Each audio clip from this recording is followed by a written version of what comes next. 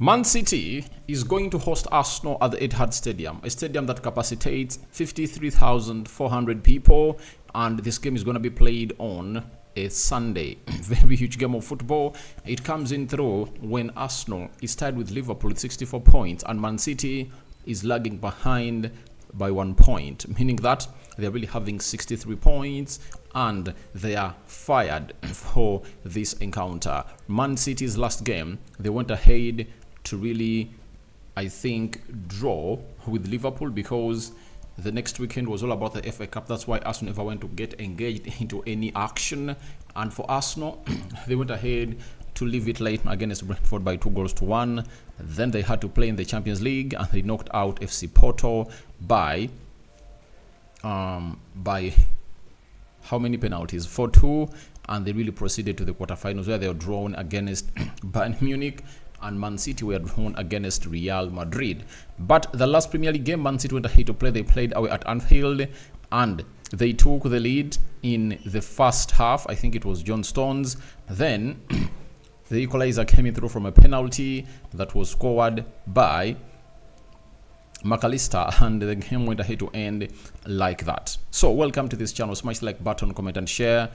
If you're already watching us for the very first time, endeavor to subscribe to this channel so as not to miss out on stories that we do upload in here on a daily. Rokani David is my name, and I would love to call you upon to see that you continue to subscribe because we want to hit 20,500 subscribers.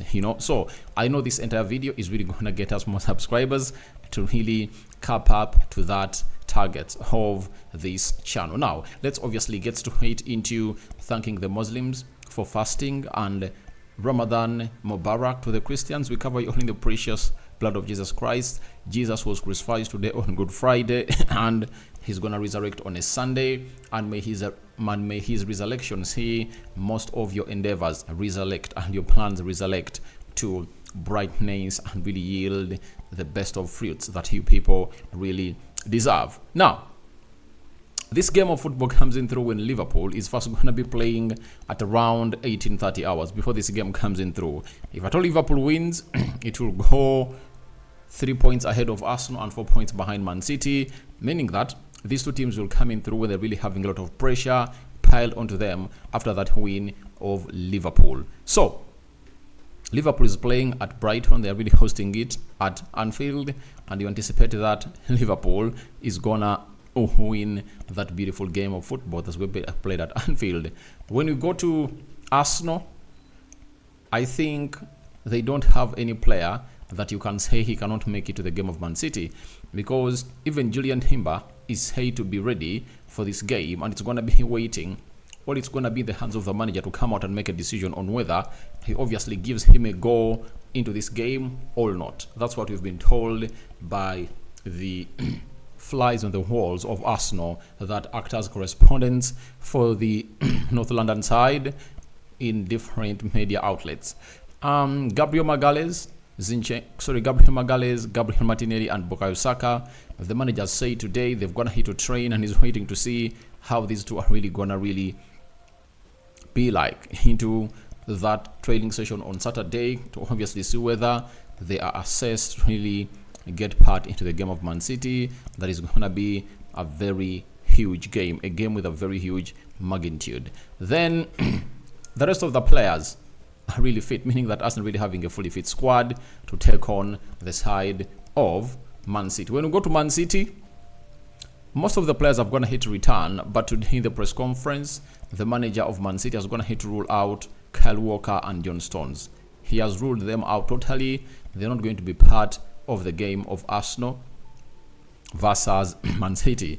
I told you that for Pep Guardiola, he knows that there are still 10 games to play. After playing the one against Arsenal, there are still 9 to play, and the title can really change. But in the Champions League, you only have 2. You only have 2 games to prove yourself on whether you are good enough to go to the next stage or you are bad enough to stay onto the quarterfinals and not make it to the semi-finals. And you're playing against Real Madrid, a team that really has Vinicius Jr., who can only be stopped by Kyle Walker. You understand? So I really predicted that he's not going to force those players to come in through, but he's going to really keep them round, see to it that they are really fit when they're playing against Real Madrid. So that is the team news of Man City. Akanji is back. Ederson is back. Sorry about that. This other guy, what's his name? I've forgot his name. Jack Grealish is back, Matthiasson is back, and Akanji is back. 5 players, and Kevin De Bruyne are really back into the side of Man City. So that is exactly what this is all about. Arsenal knows it very well that if they lose, City goes 2 points ahead of them. Something that Arteta wouldn't like to see. And I think he would rather find himself in a position of really drawing the Man City and not really losing a point, and not really losing 3 points at Etihad. Such that Liverpool will go 3 points ahead of Arsenal and 4 points ahead of Man City. Right? Will it be that? No.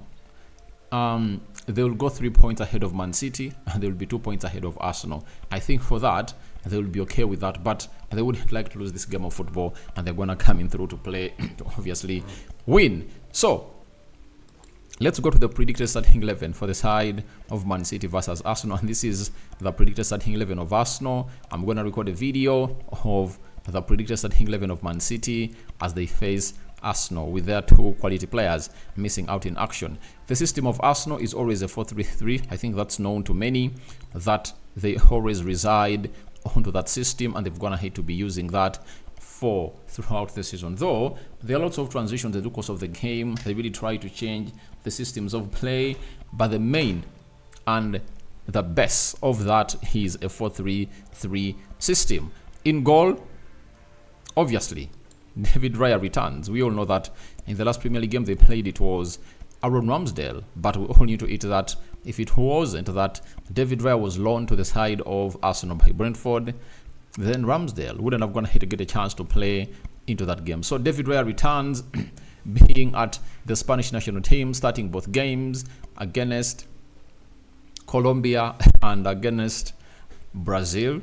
So he comes in through and looks like he's going to take the number 1 spot for the goalkeeper, for the goalkeeping position of Spain from, he's called the goalkeeper of Atletico Bilbao, forgotten his name, but he's really a very good goalkeeper. But for the goal that Brazil scores first, he went ahead to make a very huge mistake, and I think the manager might be fed up of this goalie who really does such mistakes. So David Raya is going to be in goal, and his press resistance and being a ball-playing goalkeeper is going to help Arsenal a lot to obviously calm down the pressure. You remember in the first leg what he did at the Emirates. I think he's going to be doing the same thing like what Onana did when Man United is playing Man City at the Etihad, because he was one of those players that really had very many passes in that game, and he really looked good. So David Raya is going to be really needing to be on top of his game to obviously stop Arsenal from losing this game of football. Right back, no doubts about that, it's going to be Benjamin White to come in through to cover either Jeremy Doku or Jack Grealish, who is back in the team of Man City. So for Benjamin White, we've all gone ahead to see him play well into that position, and in the last Premier League game was responsible for the 2 assists that Arsenal went ahead to score 2 goals to break the dreadlock in the last minute that was scored by Kai Havertz. First goal, cross to Rice, headed it home, an equalizer, then the winner came in through latest when Benjamin White went in for a cross from the byline, and Kai Havertz was like, thank you very much, and headed it in the back of the net to make it 1 for the club of Arsenal. And you would really want to understand that he obviously puts in the same shift, and if at all he can really offer like 2, 3, 4, 5 crosses in the entire game, that will be good for him, because his accuracy of passing is really improving. Left back, I think it's going to be Jakub Kiwior, because he has proven solid into all those games that Arsenal have gone ahead to play.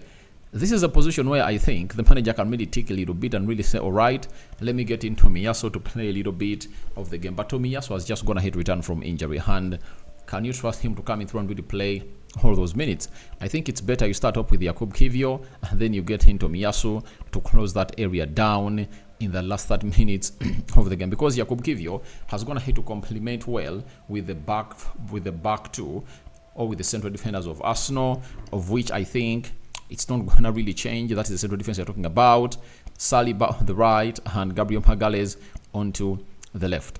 If Gabriel Magalhaes doesn't make it to this team, I'm seeing Jakub Kivio pulled into the central defense with William Saliba, and then we'll see Tomiyasu being played as a left back. Or else put Benjamin White playing against Saliba, and then Tomiyasu played as a right back into that encounter altogether. So that is it concerning the back four of Arsenal. And for Jakub Kivio, he's going to be responsible for Phil Foden or Bernardo Silva, who are really going to be doing the job to attack him and try to threaten him and really put him down.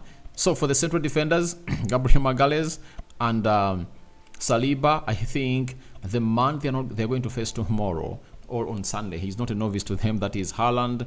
He's going to hit to score 19 goals in the Premier League, but these two people have gone ahead to obviously try to close him down on several occasions to not really score any goal against them. So that is the back four that I believe is going to be fronted by Mikel Arteta. We go to the midfield. I think Jorginho gets into the mix to play to the CDM area. That is it. And I think that is one of the players we expect to start in this game of football, because he's playing away from home and he needs what we call some good experience into games like this.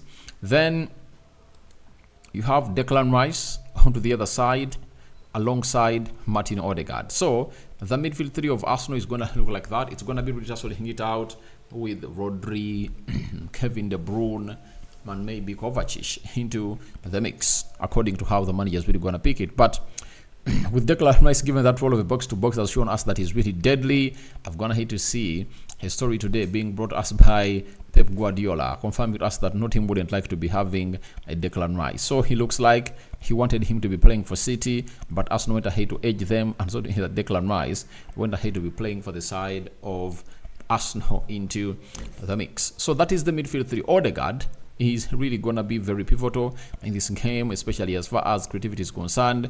But we all know that he runs a lot and he puts in a lot of shifts into his performances these days. So when you look at the front three, right forward, Saka for me is going to be available. I'm 100% sure that Saka is going to be available to take on Nathan Ake, who is expected to play as the left back for Man City. And I've been really very vocal to people who have gone ahead obviously try to have a talk with me on what I really talk about Bukayo Saka. I've always told you that he's not a bad player, but the problem is there are levels at which you think he is, yet he's not yet there. But all he has to do is to prove to us that he is at those levels that you think he's on in games like this. So if at all you can come out and decide a big game like this, then I'll give Saka his flowers. And he has been really struggling in the recent games, not scoring, not even assists. But I think this game comes in through as the biggest motivator of the season, because Saka knows you beat Man City, you've gone ahead to clear your chances to really win the league, because Man City will be 4 points behind you. And when they are 4 points behind you, it means that you are really just going to continue winning your games, because the games are variable at 10. You continue to win your games, you know what exactly happens. You are really crowned the champion. So for me, Saka, I know he's going to really come in through, play a very big part into this game of football. And his magical moment is hugely waited for by me and other people that really don't believe in what people really say about this lad. Left forward, I go with Leandro Trossard. That is it. I go with Leandro Trossard such that I see to it that I'm having Martinelli onto the bench. And you know what Martinelli does? If you remember the game of Man City, when Arsenal went ahead to beat them by 1-0, again Martinelli was running from injury and never started. And when he returned, he came in through and really played a very proper job. He ran against Kyle Walker, and this time around Kyle Walker is really out. So what you do is get in Trossard, and after Trossard, you have to get in Martinelli to make them run, like no other. So that's what I'll do into this encounter and start Leandro Trossard. Then who is leading the line? Gabriel Jesus, Nketiah, or Kai Havertz? Obviously for me, I'll go with Kai Havertz into this game of football. Not because that I don't like Jesus. I like him, but I think in a game like this, the bench is really going to make a very huge decision. I've already told you that Man United are going to play Man City, and because Man United never had a very good bench, that's why Man City came back in the game. But if Ten Hag had a bench that was really good, trust me, that game would have gone ahead to go to Man City as a loss. Man United had played 56 minutes and they had not gone ahead to open them up. And all they would have gone ahead to do is to really defend very well and really look in for the best of the best. So, why do I really have to keep Jesus here? Imagine when Arsenal is really searching in for goal and you bring on Martinelli and Gabriel Jesus and you get Kai Havertz back into the central midfield, take off Jorginho, let Rice do the role of the CDM, get Trossard off, put on Martinelli as a left forward, Jesus to lead the line, and Kai Havertz to drop deep in the midfield. So, that's the beauty of really having a very good defense. If at all Arsenal is really winning this game of football, you'll see to either the manager can say, all right, let me take off Odegaard and I play with the midfield three of Declan Rice, right? Thomas Partey, you bring him on. Sorry about that. And Declan Rice in the midfield. Then you obviously look on bringing on Martinelli and bringing on Gabriel Jesus, because Saka, I don't want him to play 90 minutes in this game of football. And sometimes you would obviously say, I take off Saka, I bring in Gabriel Jesus to play as a right forward like he did in the first game. They really played and really won by 1-0 at the Emirates Stadium. So I think the bench is really going to be very crucial on who really comes off and how the tactics are really going to be really jiggled around by this manager. So that is my predicted starting 11 of Arsenal, and hope you guys are going to really understand it. But if Saka does not make it the starting 11, I think Jesus will obviously have to play a role onto the right forward of Arsenal. But we are really having the head-to-head stats before I try to bring you my, my prediction of this game of football. Man City have won 8 consecutive home matches against Arsenal in all competitions since a 2-2 draw in May 2016. So, Arsenal last performed very well at Etihad in 2016 and they've gone ahead to be beaten. Secondly, however, the Gunners were victorious in the reverse fixture at the Emirates in October, ending a run of 12 successful league wins for Man City. So, Arsenal went ahead to obviously stop that childishing of Man City. You understand? The childishing of how Man City went ahead to challenge Arsenal, and Arsenal have gone ahead to obviously coming through and really did the needful to see that a lot really goes on to their favor.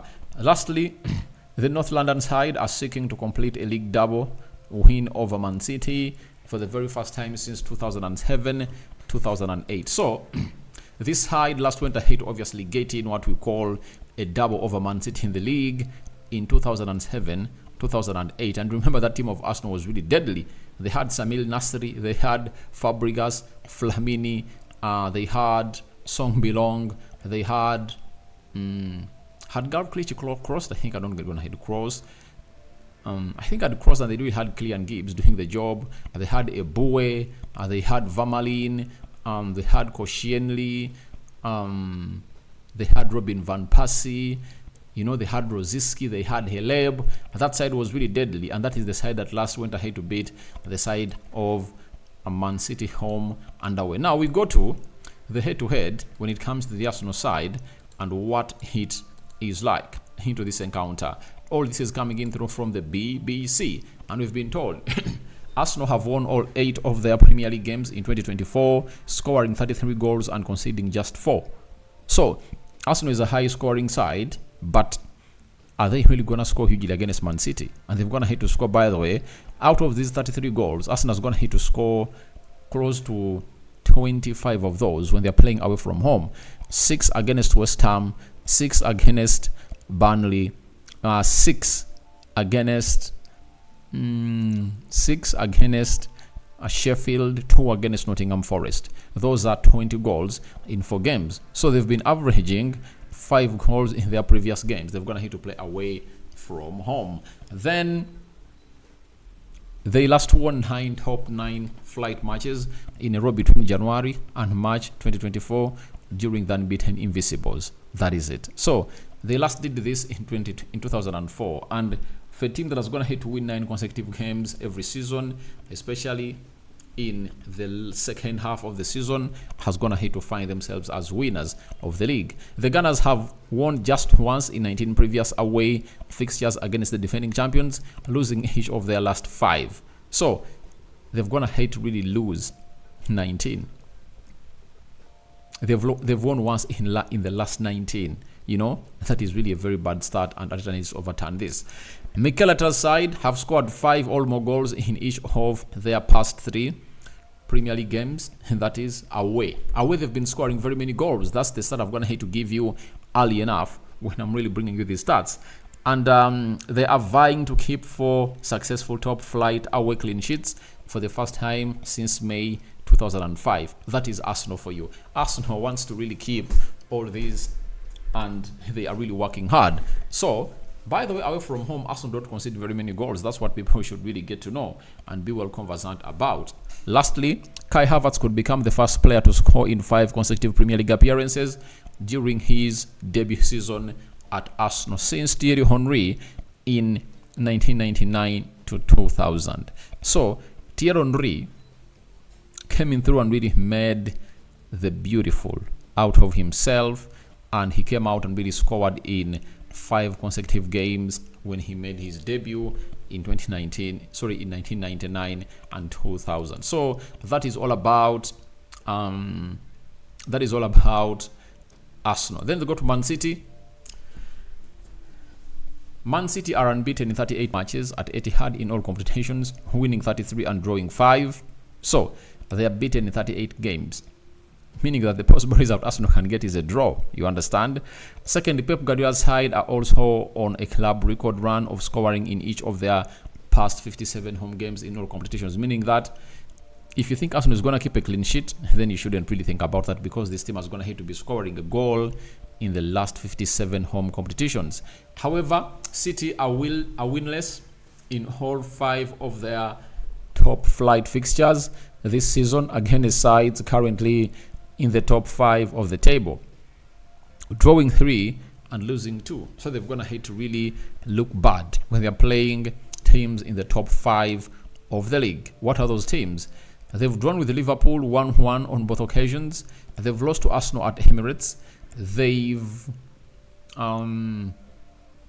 drew with Tottenham Hotspur, and they lost to Aston Villa. So those are the 5 games they're really talking about that they've gone ahead to really draw or lose when they're playing teams into the top 5, and Arsenal is topping the table. So it might really work out in the favor of Arsenal. Now, Guardiola has beaten Arsenal 16 times in his Man City career, second only to his 17 victories against Burnley.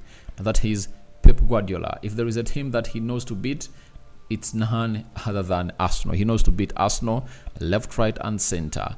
Erling Haaland has failed to score in 11 of his past 16 appearances for club and country. Obviously, this season, Erling Haaland is really having a problem. He doesn't really kill off chances. It's not that Man City doesn't create chances. They create those chances, but this guy doesn't kill them off. And lastly, Kevin De Bruyne is 2 goals short of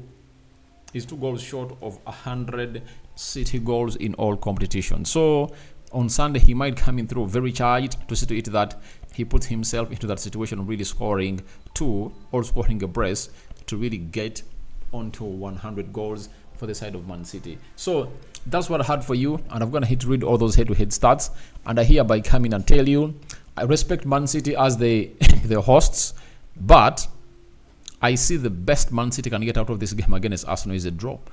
And I think if there is a winner to imagine this game of football, it's going to be Arsenal. I really thought that I would say a win-win situation, but I think Arsenal are not really going to lose this game of football. It's either a draw or a win for Arsenal. I don't see a Man City win written all over this game. So your predictions to this game of football are welcome in the comment section below. Who do you want to start and who do you want me to really get out of this probable starting 11? Rokani David is my name. I sign out for now. See you later, and I cover you all in the precious blood of Jesus Christ, and may the living to God bless you abundantly. The Muslims, Ramadan Kareem, and good night those going to bed, but you're returning with more 2 videos left. Bye bye.